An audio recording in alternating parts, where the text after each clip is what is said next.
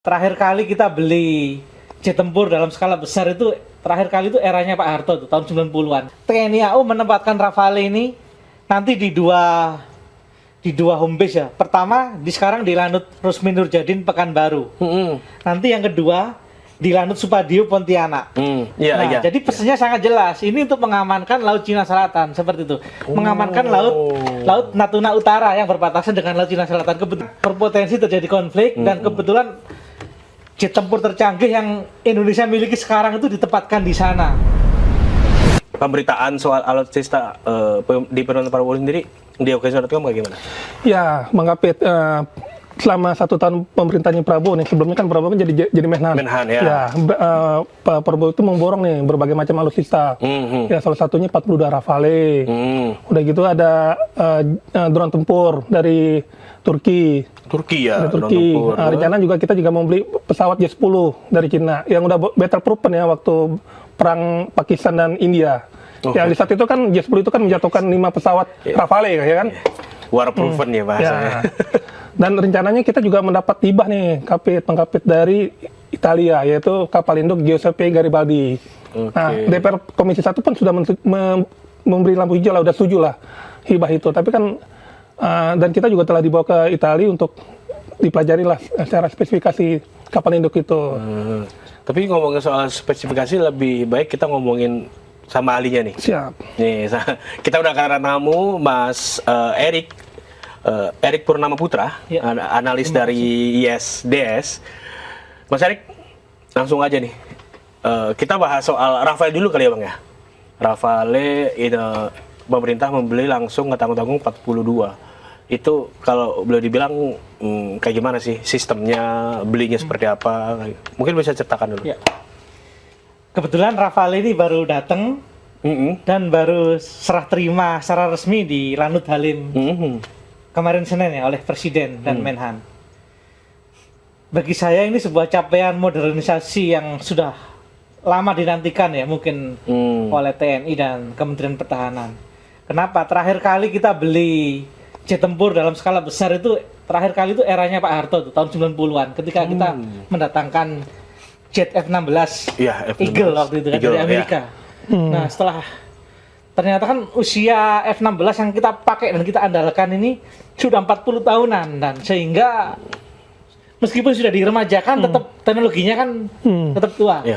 Akhirnya datanglah Rafale ini jet tempur generasi 4,5. Kalau F-16 itu generasi 4, ini generasi F-4,5.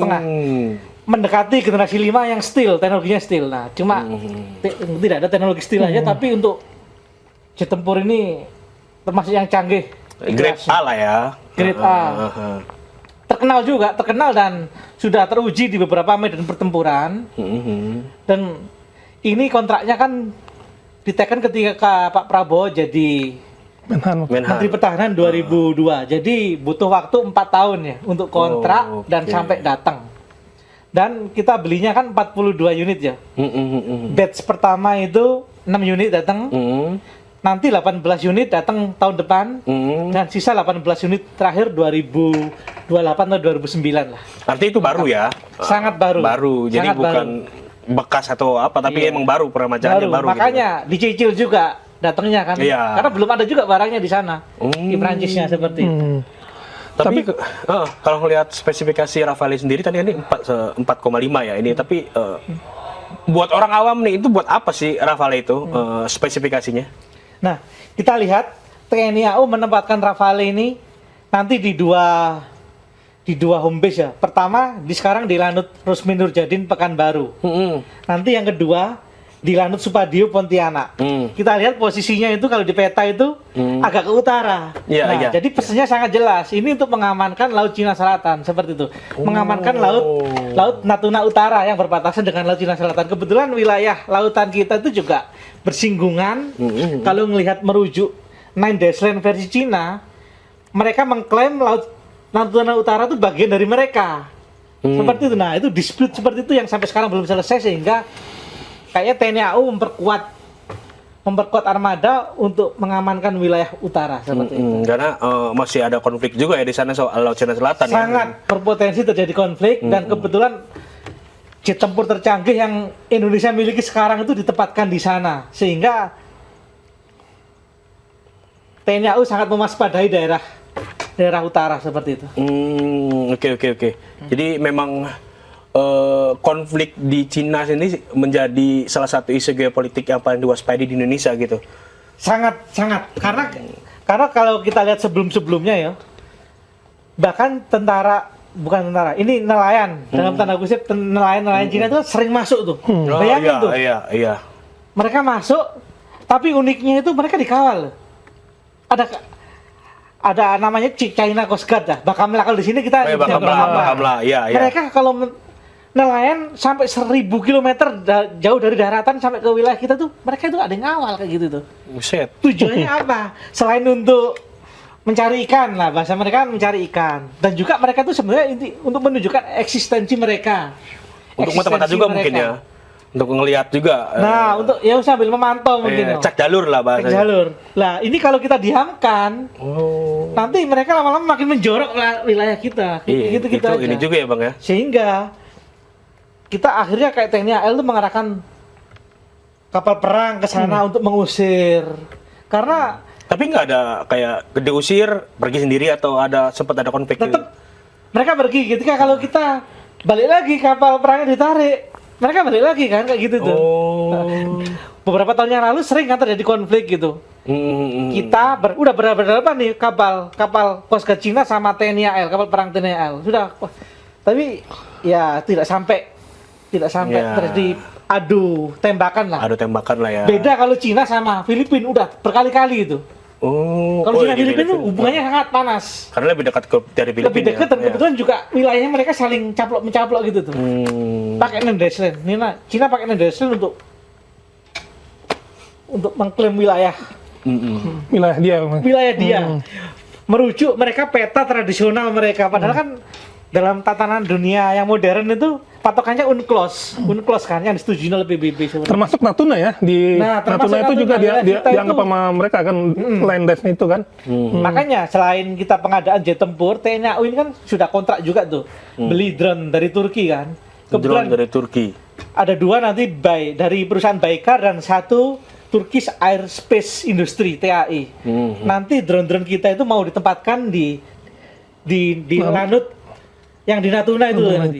Natuna untuk patroli juga di sana nanti itu. Seperti itu rencananya. Tapi gini, Mas Erik, Indonesia ini kan selain punya Rafale, kita juga punya sebelumnya dari zaman Ibu Megawati dulu kita pernah beli Sukhoi dulu kan. Sukhoi 27 sama Su-30 kalau nggak salah. Nah, Flanker. Nah, ini gimana? Jadi itu kita banyak banget tuh produsen-produsennya dari Amerika ada. Sekarang Prancis ya kan. Rusia. Nah, itu untuk spare partnya gimana? Kita kan pernah kejadian waktu tahun sebelum waktu itu kan pernah di-ban Amerika kan. Akhirnya kita kesulitan untuk spare partnya kan. Iya, spare partnya gimana tuh? Kita punya pengalaman buruk memang ya terkait F-16 sama Hercules. Ketika kita butuh banget, kita mau beli spare part nggak bisa karena negara kita diembargo, biasanya diembargo oleh Amerika. Makanya waktu itu akhirnya terpaksa atau pilihan masuk akalnya pemerintah yang waktu itu dipimpin oleh Megawati membeli dari Sukhoi, membeli dari Rusia sebagai perimbangan lah. Nah, cuma yang jarang diketahui publik ini, rehabilitas pesawat Sukhoi ini kalau dibanding produksi baratnya agak kurang. Kurangnya di mana? Kurangnya kalau kalau kayak kita motor aja, kalau kita motor produksi Jepang itu kan awet tuh ya.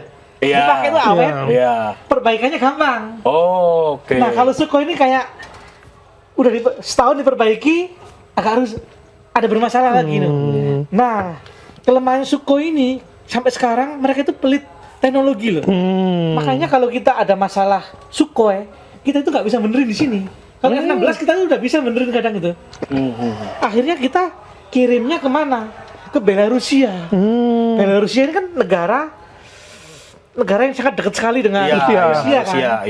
Ketika Rusia terjadi perang, kita kan nggak bisa MRO ke sana, mengirim perbaikan ke sana. Akhirnya ngirimnya ke Belarusia seperti itu.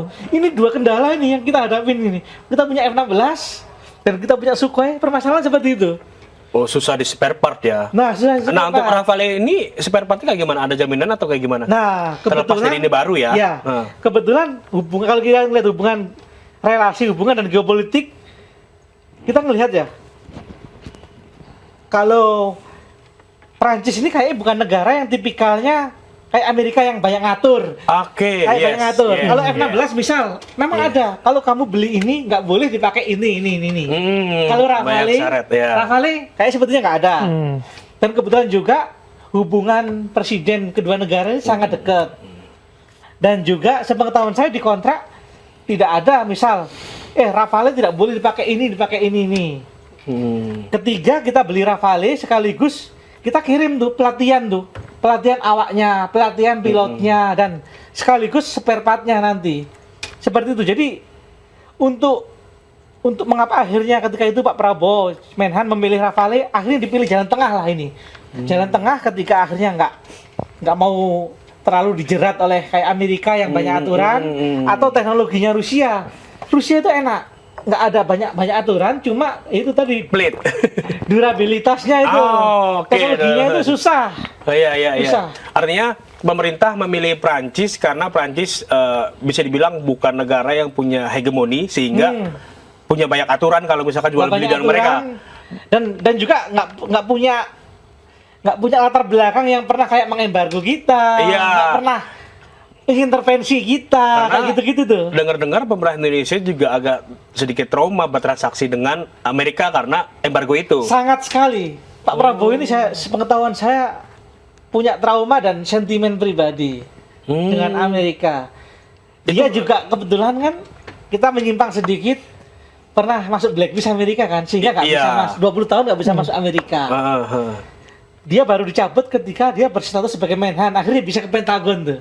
Hal yang sama dengan Menhan sekarang Pak Safri. Dia kemarin cerita di DPR tuh Komisi 1 tuh. Dia diundang Menteri Perang AS. Dia bilang saya belum tentu bisa datang. Kenapa? Karena saya di blacklist. Akhirnya baru dicabut ketika Menteri Perang yang sekarang nih baru dicabut nih. Akhirnya dia bisa ke Amerika seperti itu. Dan banyak jenderal-jenderal Kopassus lain yang di blacklist Amerika loh. Karena disebut terlibat pelanggaran HAM. Di Timor Leste 98 seperti itu. Ya meskipun itu subjektivitas mereka lah ya seperti itu. Biasa Amerika. Tapi sekarang kondisinya itu Amerika lagi butuh kita nih. Amerika lagi butuh kita.